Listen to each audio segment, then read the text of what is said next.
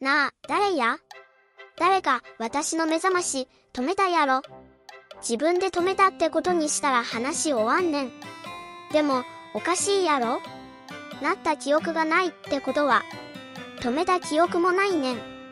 つまりこれは、事件やろ。証拠もなし、記憶もなし。ただ、起きたらもう30分過ぎてた。誰か私の代わりに止めたことにしよう。